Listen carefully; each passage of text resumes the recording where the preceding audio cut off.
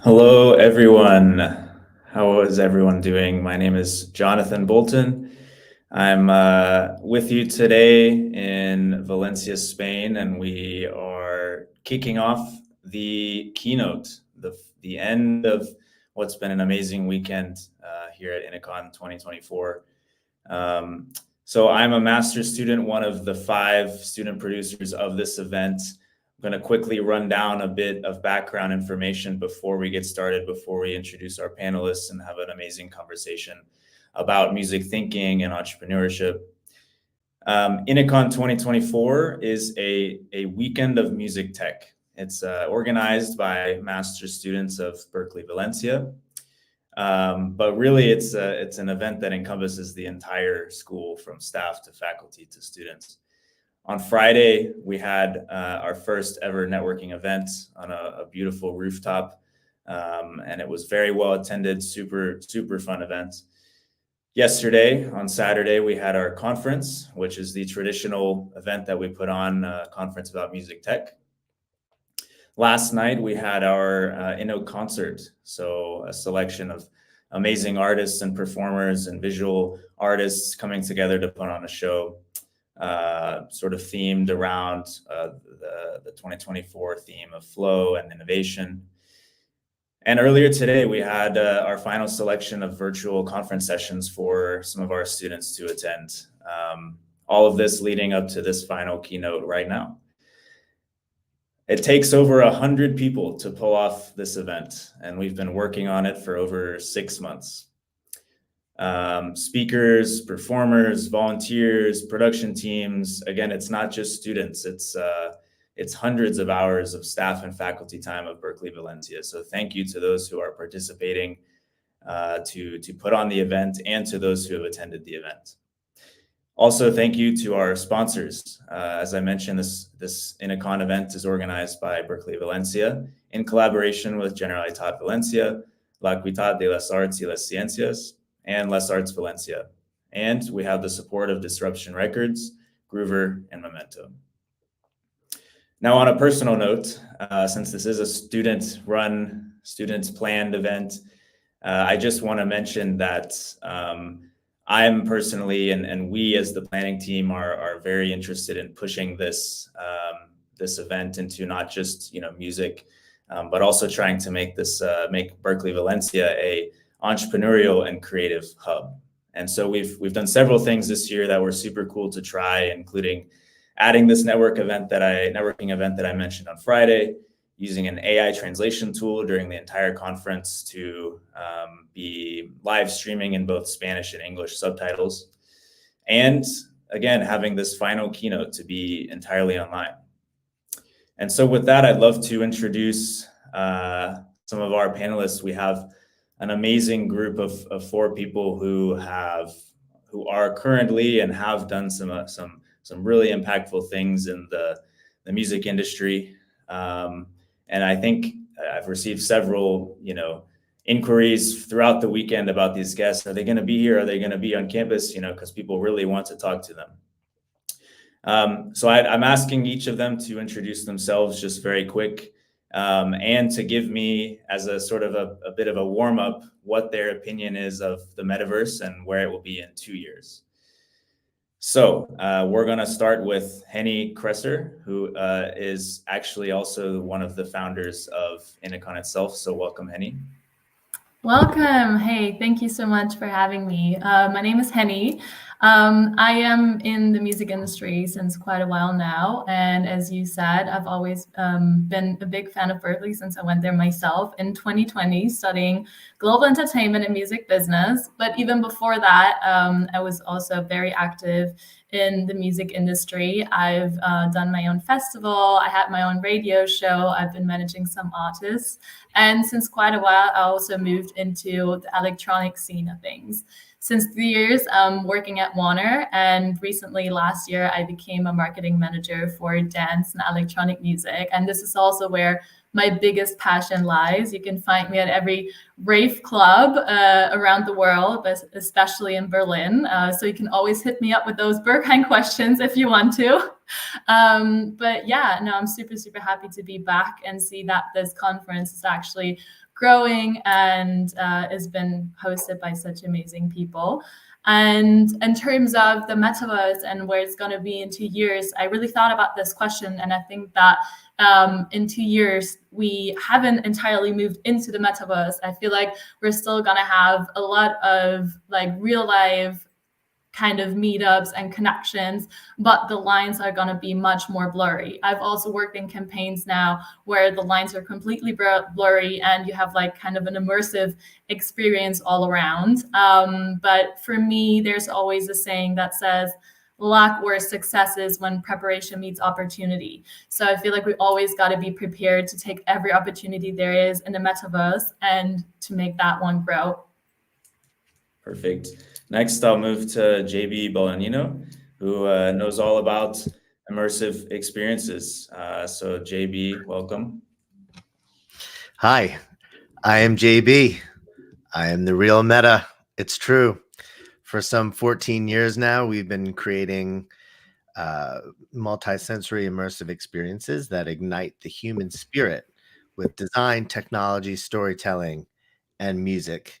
Everything we do at the end of the day is rooted in music. I like to think that we essentially create synesthetic experiences that are founded upon music.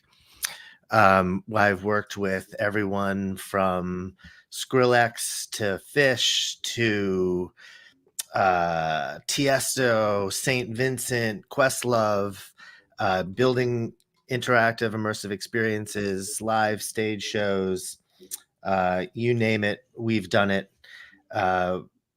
We brought the immersive dome to Coachella, first starting at the lab at Panorama for 3 years, 2016 through 2018, and was just able to catch a couple nights of Fish at the Sphere in Las Vegas, which is going to be my answer to the state of the metaverse.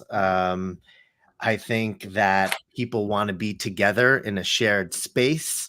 And this is what we've been saying the whole time. This is why really we brought immersive domes into the music space to begin with, because you can have a virtual reality experience with live human energy. And that makes all the difference in the world.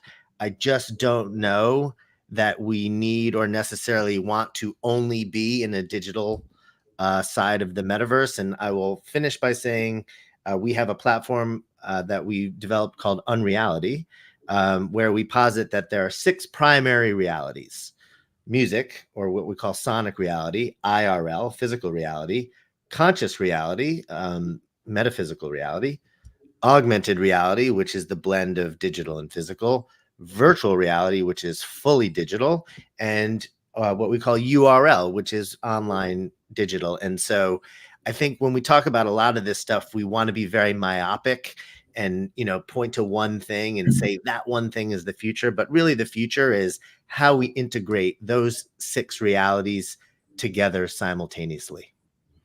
Very good. Next up, Nakisha Bailey. Welcome. Hi. Thanks everyone for having me. I am Nakisha Bailey. It feels weird saying this, but I've been in the music industry almost 13 years. I've had a majority of my career working at Atlantic Records, working on the A&R operations, production, label services. I've also worked in publishing at this publisher called Artist Partner Group. One of my more recent roles was at Navak Collective, which was an artist incubator that empowered our artists through Web3. Furthermore, to a recent role, I'm an educator at Drexel University. So I teach artist representation as well as marketing and PR in the music industry. And I am an entrepreneur. I have a coffee brand and business called Win-Win Coffee based in Philadelphia, where we source coffees from across the African diaspora. So wear a lot of hats, do many things. And where I see the metaverse in 2 years, I feel like It's still very much new. There's still a lot that we're learning about, but what I do think about emerging technology is that it gives creators, it gives businesses, it gives entrepreneurs another way to control the revenue and figure out how to add value to whatever they're doing. So, I always say that the car came before the seatbelt. It's still very new. We're still learning a lot about it, but I do think as time goes on, there'll be more concrete parameters put into place that will allow people to take the most advantage of it that they can. Perfect. And last but not least, Moody Jones. How are you doing, Moody? I'm doing good. Thanks everyone for having me. Hello everyone. My name is Moody. I'm the GM of dance at Empire. Empire is a record label based in San Francisco. We deal with music from all over the world. We have offices in the US, Europe, Africa, and the Middle East. Some of our artists are anyone from Busta Rhymes to Tyga to Aaliyah, XXX, Burna Boy, Fireboy, the whole gamut. I was the SVP of marketing and digital for 5 years, and over the last year and a half, I kind of focused on dance music. So now I'm the GM of dance. I've worked with artists like Aluna, the Martinez Brothers, Malone, Soul Clap, and tons of others. And on the entrepreneur side, I run an agency called Everybody Knows, which is a marketing agency for music. I've worked with everyone from Drake to Kendrick to Carnage, Gordo. Who's the last person I worked with? Too many, to be honest. And I also invest in a lot of companies. I have a venue in Austin. I have a booking software called Gigwell, and a weed NFT company, and amongst other things. And I'm very happy to be here and share some information with y'all. And on the metaverse side, I don't see the metaverse really coming together in the next 2 years, just because I've seen the adoption rate be getting slower and slower, mostly because I had high expectations for that Apple Vision Pro, and based on their decline in sales. And if you look into it, majority of their sales have always been men and not women. And to me, if 50% of the consumer is not interested in your product, then the metaverse is going to suffer. And that's it. Interesting. Yeah, very, very, very interesting. Welcome to all of you. Thank you so much for being here again. We're going to sort of align the conversation today, I think, along the major categories that we've set up for the rest of the programming throughout the conference. And that's, the first category is making tech work for you. The second is creative industries, a global perspective. And the last one is like creativity and flow. So first on the tech side, and we're also going to rope in, I think, entrepreneurship here as well. This question is to Nakisha, if you could start us off. Throughout this conference, we've had a couple sessions where we just really wanted to teach the attendees, sort of basics of very, very important terms in tech, like being agile. What is an MVP? The concept of pivoting. So I want to take this last one to you, the concept of pivoting. I think when you started to run Win-Win Coffee, and then COVID happened and you kind of had to change the whole business model here. So I wanted to get a sense from you what that process was like to pivot the business. And I understand you're in the middle of, maybe even raising money, things like that, but changing the business completely from retail to this sort of like direct connection between the supplier and the buyer. Can you talk about pivoting and what that was like? Yeah, so it's interesting because we opened our brick and mortar about 6 months before the pandemic. So pivoting had to come very quick and fast, but it really came from us. Like, I worked in the music industry for a long time. I knew that I loved coffee. I knew that I wanted to be an entrepreneur. But other than that, I didn't really have a skill set to owning a coffee business or even working in the supply chain. So it's also very interesting that my first introductions into the supply chain came from people in the music industry whose families own coffee farms or are already importing coffee. It was an interesting connection. But, through our own trials and tribulations and barriers into importing coffee, we know there wasn't any type of technology involved in how you source coffee. And it's such a massive industry. the second highest traded commodity after oil. And there was no digital footprint. There was nothing to help you trace any part as a coffee importer, or coffee buyer, when you were going through that process. And so we thought, what if there was just a platform that connected people who source coffee with people who buy coffee? Very simple, very simple thought, but it doesn't exist. And that came from us, sourcing our first coffees from Africa. And these importers and middlemen would literally still send us Excel files of the different types of coffee, the grading. When we first ordered our first, raw coffee from Ethiopia, there was no way to even try getting to us. Like, we knew it was put on a ship, but other than that, we had no idea when it would actually arrive. And so, I think out of just wanting to have more information, wanting to have more data, is how we were able to, put together a group of engineers, put together my expertise in operations, processes, and procedure. And then my business partner had a background in building similar platforms, but in the pharma tech space. And so it really came about from just asking a lot of questions, and creating something where, if I don't want to purchase something, and you spend a lot of money on when you're importing large amounts of coffee, not having information sit in a black box. How do you make things visible, transparent, and allow people to have access to actually what's going on in real time?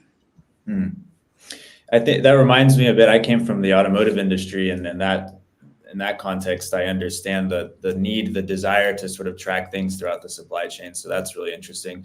And the other thing that you mentioned, just on the very simplistic level, is like, okay, you saw a problem and you're trying to solve it using tech.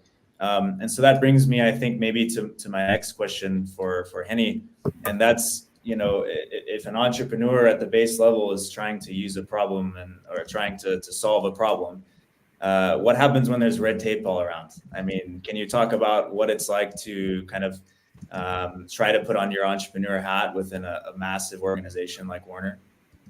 Absolutely. So I felt like this question is so important because a lot of people kind of associate entrepreneurship with like doing your own thing, being on your own, creating your own startup and all of that.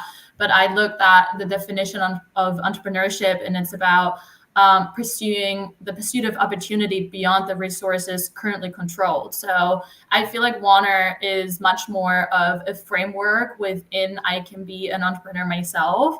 And it's much more about discovering opportunities with the framework you're given. And it's not about kind of what organization you're in. It's much more about the capabilities you have yourself to kind of see and seek opportunities. So I also looked at some of the characteristics of entrepreneurship, like curiosity, willingness to experiment, decisiveness, and persistence or long-term focus.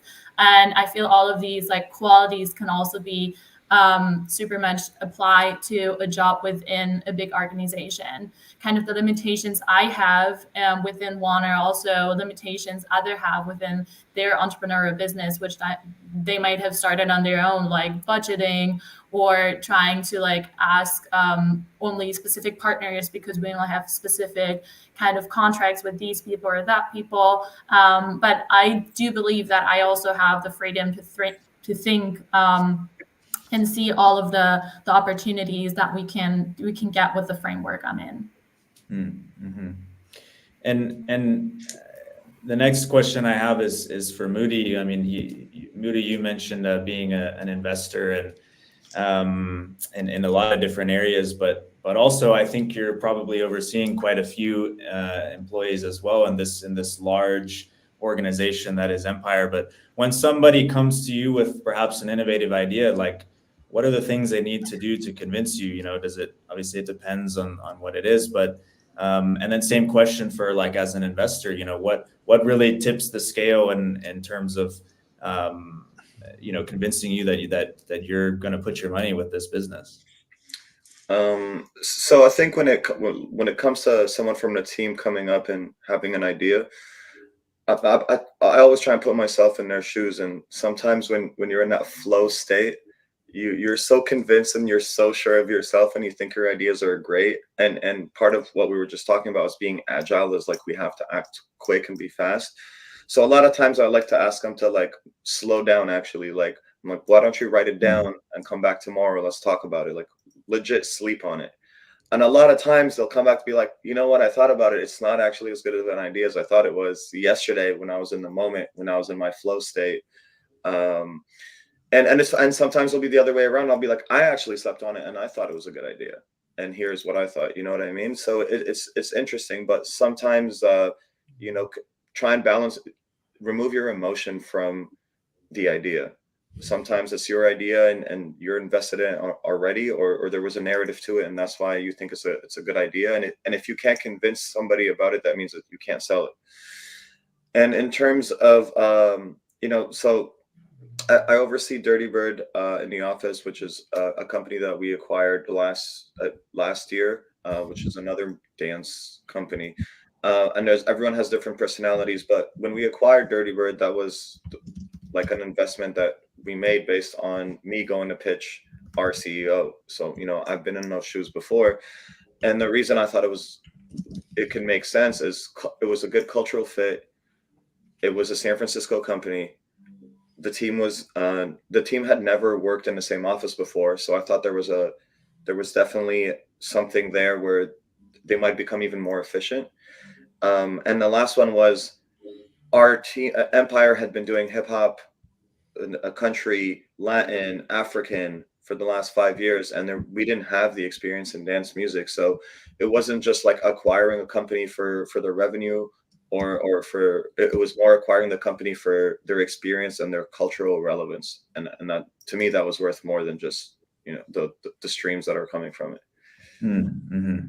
And it's interesting you mentioned pitching it to your CEO, because we had a similar session here yesterday, just about startup pitches and real businesses, basically not even simulated. I mean, one of these businesses is raising money now, but they pitched it basically to the audience, and the audience had a chance to kind of see what that process is like. And so I wanted to dive into the Dirty Bird Records thing a bit. I think perhaps that, you said you oversee it. Maybe that's a bit different than what you were previously in charge of, more on the like marketing, creative, digital side. How has that transition been for you in terms of like, finding your flow after you have, after you're in this new role? Like, was it difficult, or how did you adapt to that? It's I'm not gonna lie, it's pretty crazy. And the reason is because I went from my job being finding good records and blowing them up and finding the right audience for it, and putting marketing campaigns together for songs to find our audience, to now doing what my CEO does, but on the dance side. And it's like building a team, growing into different territories, finding labels to acquire, looking into like now I spend a lot of my time on merch. I spend a lot of time on events. I'm looking at our market share in different countries and seeing like where there is an opportunity for us to grow. So my role completely changed.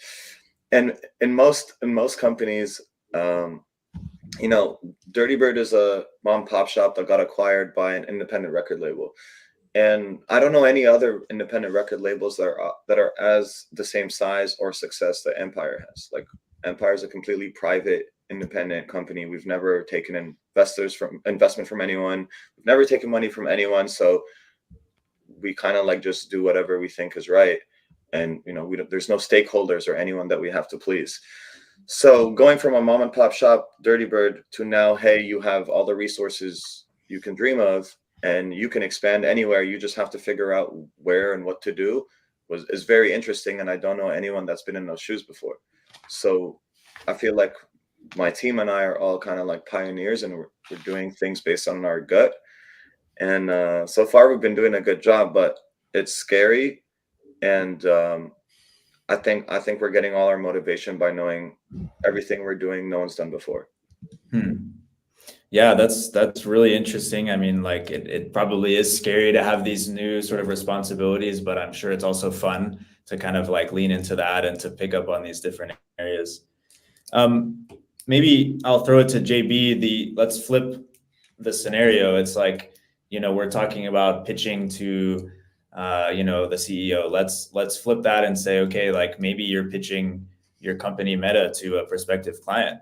How do you kind of find the balance between, putting everything you can into that proposal and, not knowing it might not be guaranteed, but at the same time, like, you want to still do a good job? I mean, I think that's a really interesting question and relevant for really for artists, for entrepreneurs, because they're in this same scenario. They're deciding, how much work do I put into this TikTok video? How much work do I put into this before I release it to the world and get feedback? So how do you handle the pitching process to your prospective clients? Well, it's become a lot harder over the last couple of years. I can say that when pitching Meta to clients. But I think you have to look at this evolutionarily. In other words, it depends where you are in your career. If you don't have a book, if you don't have a portfolio yet, you're pretty much forced into providing free pitches on spec. It's, no one wants reality to be that way, but sadly, that's how reality is. And I think the more you build your book, the more you build your portfolio, the more you're able to say no to spec work. We for many years have just had a policy, no spec work. It's spec work meaning anything conceptually related. That's really our, that's our, all of our value is in concepting. And so, if you want to hire me, you can look at our 90 case studies and get a really good sense of our work that are already up on our website. Or you can pay us to provide a pitch for you. But that said, I'll even admit that, I'm looking to expand into a new territory right now that's a little bit outside my wheelhouse. And, the folks that I'm talking to are like, obviously you have an expansive portfolio doing what you do, but you don't really do what we do. And so I'm even right now, 20 plus years into my career, considering doing some spec pitching to, see if I can break into kind of a new realm of territory that's a little bit outside my wheelhouse. But I think at the end of the day, it's leading a creative team, and that's really what I do. So the answer really depends on where you are in your career, but the sooner you can get to saying no to spec work, the better, because your ideas are going to get taken. Maybe even your trademark is going to get taken. But you have to be very careful in giving away too much too fast. But then, early in your career, you're kind of forced into it. So, finding that balance is very tricky. I still struggle with it. But again, you have to look at these things evolutionarily. Mm-hmm. One of the things I think was interesting, you're saying your trademark might get taken. Of course, you're referring to the Facebook changing their name to Meta thing, but maybe I'll shift gears and I'll move us into thinking more about the creative industries as a whole, because that's our second, or one of our three kind of like focus topics for the conference. And so this question is for Moody. When we saw you at Future Music Forum last year, you were talking about your fashion brand. I just want to get a sense from you, how much you think skills that you've developed being a music industry professional can be transferred to other creative industries. So for example, fashion would be a really, really good one. So is it transferable? I mean, I think to some degree, every skill is transferable, but specific things that we deal with regarding IP in this industry, like what can be transferred? It's a good question. So this is one of these moments where I'm happy to share that, like, Doom is my fashion brand, and the company was based around. I grew up in Saudi Arabia, where women were forced to wear burqas, and so I wanted to make a brand that made burqas sexy, and it was unisex. And I thought it was a great idea, like, why, instead of forcing people to wear something to hide their beauty, let's give them an option to, show off their beauty. And because of my experience in marketing and finding audiences, I thought I was going to crush it. And to be honest, I didn't. The first 2 years I didn't. I actually failed. And I think I thought my skills were so much better than what they were, because I thought they were so transferable, and I'm being completely transparent. And it took 2 years of me admitting that, hey, maybe I don't know everything about fashion, because I just got into fashion. And after I admitted my failure, and I was like, hey, like, let me actually speak to people that know this better. Everyone I spoke to had their comments, and I said, nah, I know more than you do, even though I had never done it before. So the skills there are skills that are transferable, like persistence, and being consistent, and being able to run a company, and dealing with failure. I think failure is a good one, because like the same way I failed in certain things in the music industry, I was able to transfer those skills in the fashion industry. And just like what Nakisha was saying, like pivoting was a big part of it. I went from, this is a luxury brand, to no, this is a reasonably priced brand, and that was a lot for me to do. So yeah, I mean, some skills are transferable, some skills you got to fail to pick them up. No, I love that. Learning from failure, pivoting, like all these things are completely crucial. And again, we've had so many discussions over the weekend on this topic. Moving to a slightly different one, we also consider, as I said, I'm really interested in trying to figure out what's transferable from music to sort of tangential creative industries, but also from Western music markets to Eastern music markets. I see that distinction so much in, just my experience as a student, not even working yet in the industry. So maybe Henny, could you talk about, what your thoughts on this are? Obviously you're in Germany, you're in the sort of, I would say you're Western, but you're close to the border, shall we say. So what's your perspective on this? And also if you could talk about maybe the concept of like local music versus, global music, because I think people have different arguments on that as well. Like, are we going more global, or are we, is the Italian market growing in Italy, for example? Absolutely. Yeah, I do believe that local talent will be much more important, but giving local talent a global stage. And I feel like we have global tastemakers that are trying to move into kind of different genres and like trying to kind of make different genres more known, but they also gonna collaborate with like local tastemakers and local heroes to give them a stage and also understand the culture better and actually bring that original tastemaker from that scene into the music, which I think is so much more like important to have someone from actually that type of like culture and genre be represented in what like global tastemakers are doing. So if someone wants to move into the Indian market from like the Western perspective or somewhere else, they should be considering to work with a lot of people from there to actually understand it and actually give them a platform to also like move with them.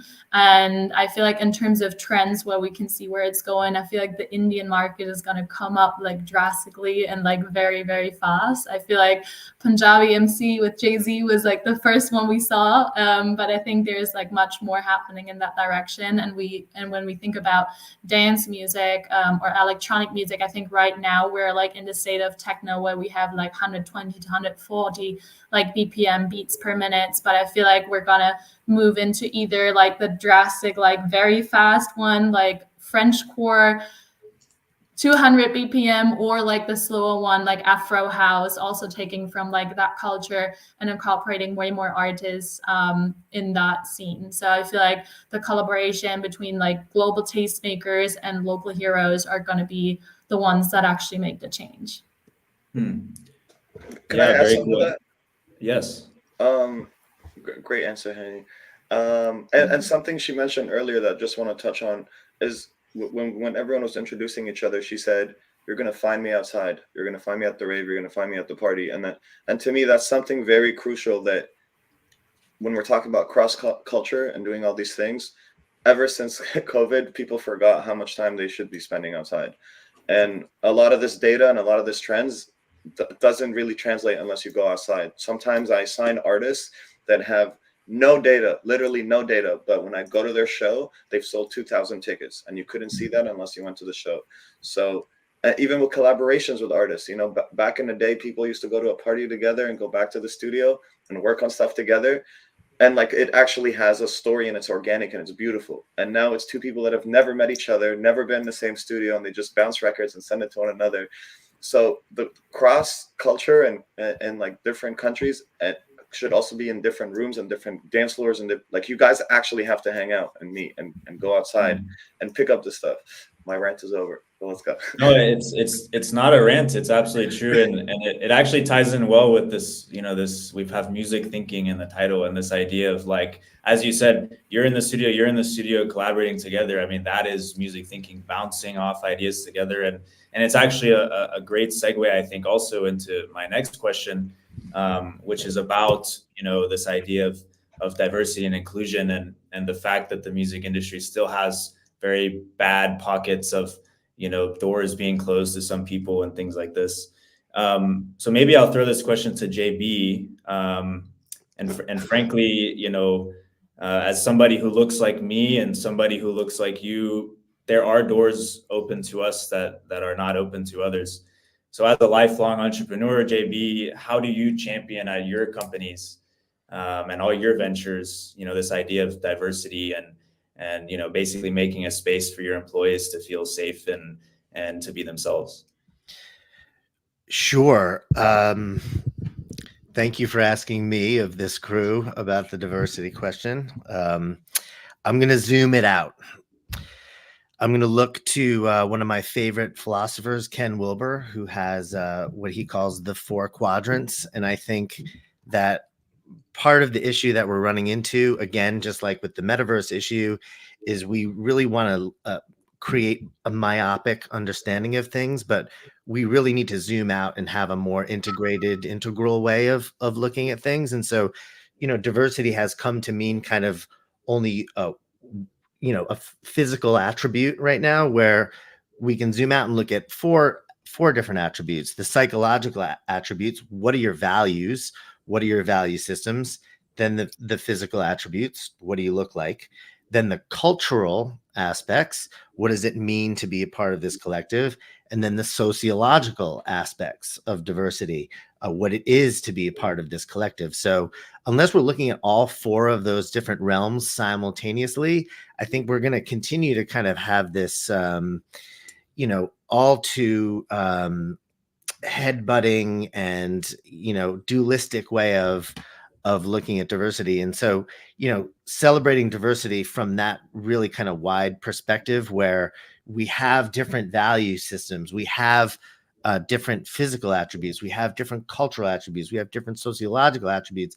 And if we define diversity like that, I think, you know, we can have a much more open and robust conversation and help people to feel safe. It's when we get into this is the right way to define something and this is the wrong way to define something, we're gonna keep having this kind of divisive narrative that we seem to be stuck in. And, you know, we have to look at the algorithms as well. The algorithms really want to create that divisiveness.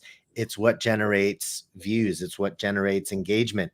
And so we have to find a way to, you know, push the algorithms to be more integral and less divisive. Yeah, and you mentioned the algorithms. You know, it's absolutely proven that, you know, these AI models that are trained everywhere, as it's showing all sorts of crazy, you know, racist things, like when it asks when you come up with a doctor or something, or, you know, it's like a completely white male, or, you know, whatever it is.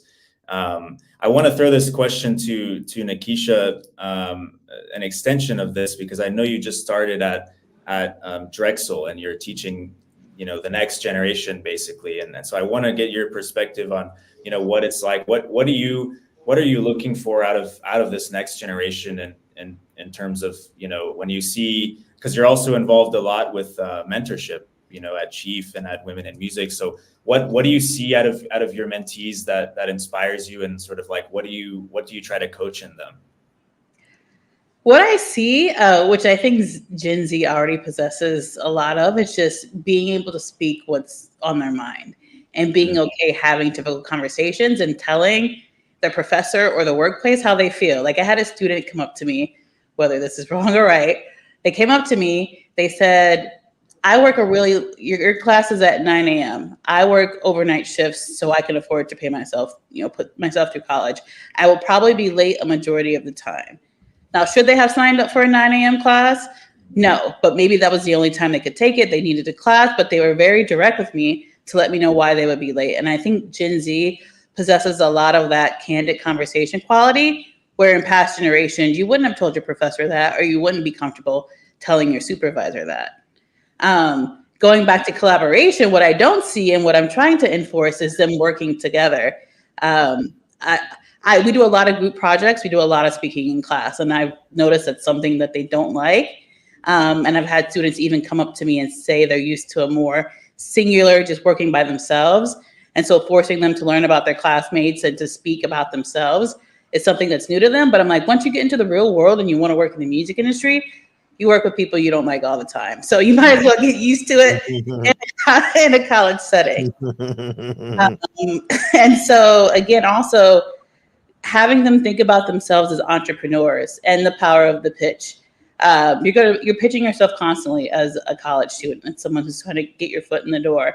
And the more comfortable you are with like essentially selling yourself as an artist, as a creative, as an entrepreneur, as somebody that wants to be Moody's assistant, you have to get comfortable having a distinct pitch about yourself that's clear, concise, and hits all those major points. So what's most important to me is, ingraining in them that they are entrepreneurs, whether they want to be a creative, whether they want to work in the business. It's really their name and their brand and how they carry themselves and talk about themselves that's going to separate them from the next candidate. Yeah, and this is exactly the reason why, when we were looking at the programming for what we wanted to have, I was like very convinced we need to step up the entrepreneurship thing, because what is an artist if not an entrepreneur? And also, we can apply that same principle to, you're not an artist, but you're in every other part of the industry. Like you should be sort of wearing that hat. So I'll stick with you, Nakisha, for the next one, as we kind of move into our last phase, talking about, creativity and flow. And I wanted to come to a quote that I saw that you sort of have as your mantra: always bet on yourself. Can you talk about that a little bit, and maybe, what was it that sort of tipped you over the edge to, in the past 3-4 years, really lean into the entrepreneurship thing, leave the very structured corporate life? Like, what does always bet on yourself mean to you?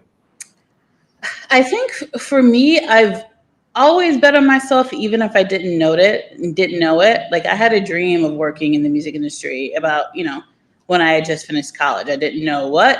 I knew I went to school for audio engineering. Would I work in a studio? Would I work at a label? Like, I just wasn't really sure.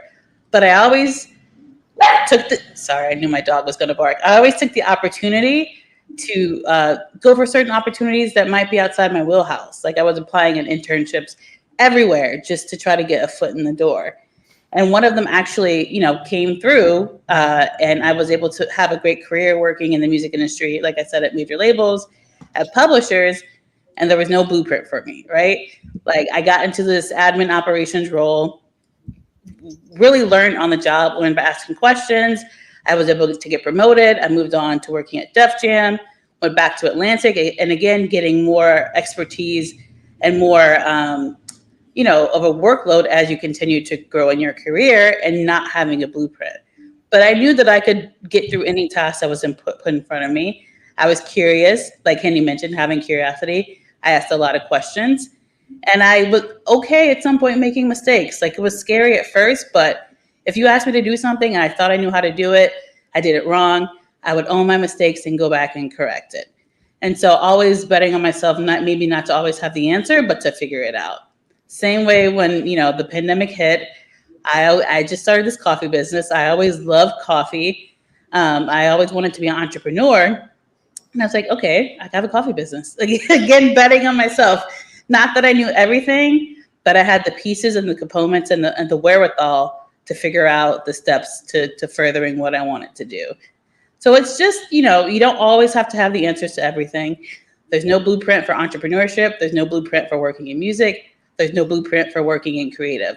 But what you do have to have is the ability to be able to extend yourself. If something goes wrong, okay, how do I pivot? How do I extend myself beyond what I'm doing and get outside of my comfort zone? Because that's where I'm really going to be able to grow. And that's how I'm going to be able to scale. Mm. And I love this no blueprint, mindset. I think probably when you talk to a lot of people, they would also echo this, like, oh, I don't know why I went from here to there, but it just happened. And then you end up somewhere. But at the same time, I think a lot of us are, especially as we come, perhaps out of school and, we're looking at trying to figure out what to do. People say a lot of things, work super hard, all these things, but how do you kind of maintain those healthy boundaries in your in your professional life? Like, are you very serious about turning off your phone at a certain time of night? Like, maybe I can keep this to you, Nakisha. Like, how do you specifically have those professional boundaries and sort of stay sane among all the busyness? So it's definitely morphed over the years. When I was an assistant, I used to sleep with my phone under my pillow because people would email, people would want things at any time of the night, and it was expected of me to be able to respond. It was like that probably up until the pandemic, where I was working 24/7. I felt that I always had to be on call, but I feel like the pandemic really gave much of us a time to step back and see what was going on with our mental health, our physical health, what was really important to us and what wasn't. And at the end of the day, I could still get all these tasks accomplished in a certain time frame and not have to have my phone glued to my side. And so my boundary that I don't cross is like my morning routine. And so I wake up the first 2.5 hours of the day. I have my coffee. I read, I futz around on social media, I catch up on, personal emails. Like, that's the time where I really don't let any outside noise in. And then from there, it's game on because I'm an entrepreneur and I work 24/7. But those first 2.5 hours of my day, like, you're not getting anything from me. It's my Zen time. So I think it's about, obviously when you first start in your career, it's a little scary. You want to do everything all the time, but you also need to be able to be present. Your mental health has to be okay. Your physical health has to be okay. Like, you have to be able to show up as the best possible you. And that's more important than, being the busiest you that you can be. And maybe let me bring this to JB in terms of, navigating the day and how busy everyone always is. Like, we have this theme of the flow state, and I know you and I had a conversation about how, this really resonates for you. Can you talk about how you use flow in your daily life and maybe how to kind of manage your energy and kind of manage all the things going on? Yeah, flow has to be seen as the outcome of practice, right? I'm a multi-instrumentalist musician. I'm very focused on drumming right now, and you can't get to flow state without practice. And practice isn't just flailing around. Practice is an entire art form in and of itself. And the way that you practice and how you shine a light on your problems, your inefficiencies, your deficiencies, those are the things that take the most practice. And really dedicating yourself to that practice is what allows for flow to have a greater frequency, a greater duration, a greater depth, and those two things are really intimately tied together. I think there's the kind of the Instagram idea of flow where you can just snap into this without putting in the work, and I just haven't found that to be the case, at least for me personally in my own practice, but flow state where it feels like there is no separation. I think that's really the best way to describe it, where there's not a you that's having a separate experience, where you are experience itself. And you can even get to a place where you're almost watching that experience happen independent from your own efforts.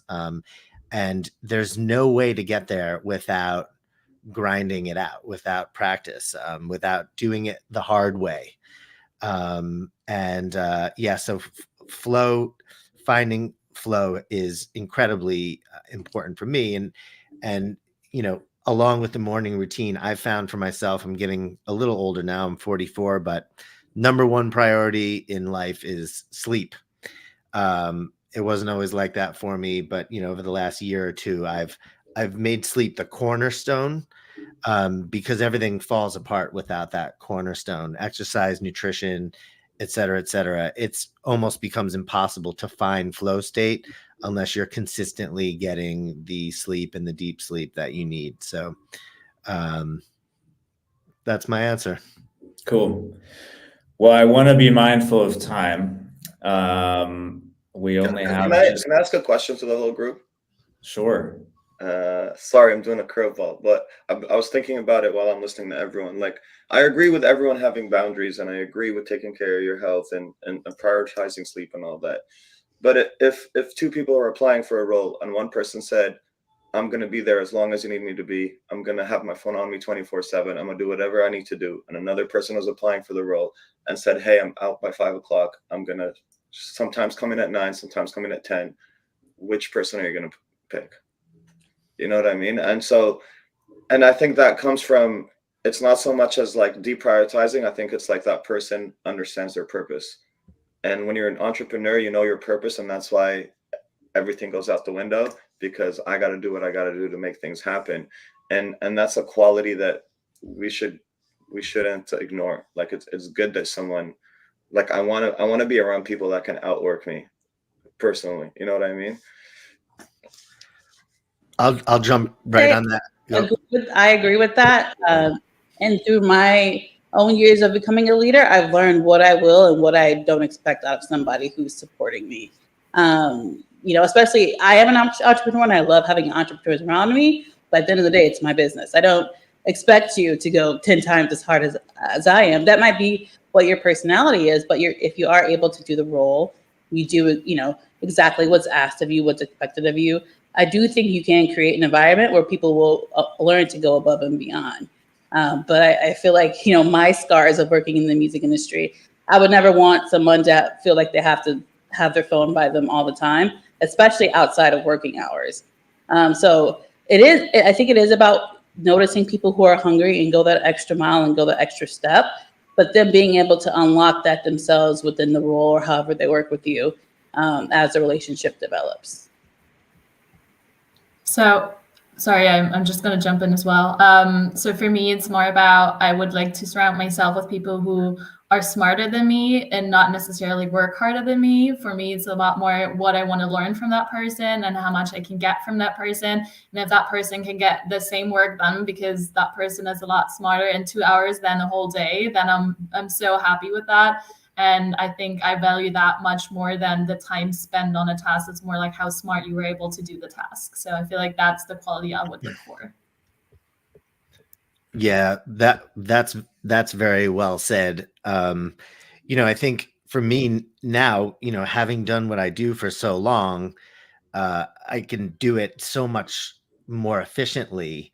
And so again, I'll come back to this idea of evolutionary thinking. When I was 22 or 23, I was 24/7. There was no choice. I didn't really know what I was doing. And so I had to grind it out. I had to absorb everything. I had to learn. I had to have the phone under my pillow. But as you grow and as you become more efficient and more effective, I think, having rest and having separation only allows you to be more effective and more efficient. And also, I've just seen too many kids burn out. I've seen too many of the hustlers that are, burning the candle at both ends burn me at the end of the day because, they just can't take it anymore. And there isn't a healthy enough balance. And that puts you, the founder, the entrepreneur, in a very, very tough position. I'm just dealing with this now. I just had a guy burn me on the 1 yard line. And, because of his own burnout, because of his own mentality of just constantly hustling. And I really wish he just, took a day off and slept rather than doing that. So. Thanks, everyone. I appreciate that. Yeah. I'm torn, Moody. I see both sides. I think maybe there's some cases where it makes sense in some cases, but where it doesn't. But is there anything? We only have just a couple minutes, so I don't think we can go around the room. But if anyone has anything burning to say, I just checked the comments. I don't think we have anything, but I'm gonna have to wrap it up and here pretty soon. But it's honestly been such a pleasure and an honor for me to meet you as a part of this process, and I'm so grateful that all the people in our network who are watching this stream and everything have been able to see a little bit of insight as well. So again, thank you all for being here and being a part of this panel, and I'm going to go ahead and close it out here. So again, thank you all very much. Thanks so much to the audience for joining. Thanks for everyone who attended any part of this crazy weekend of INOCON. We had our networking event Friday, our conference yesterday, the concert yesterday night, and even some more stuff today as well. So really appreciate everyone. And this has been such a great way to end the weekend. So thank you all so much for being a part of it. And we'll see you next year. Thank you. Thank you. Thank you so much. We went a whole hour and the word AI never came up. It's not another AI conference. Beautiful.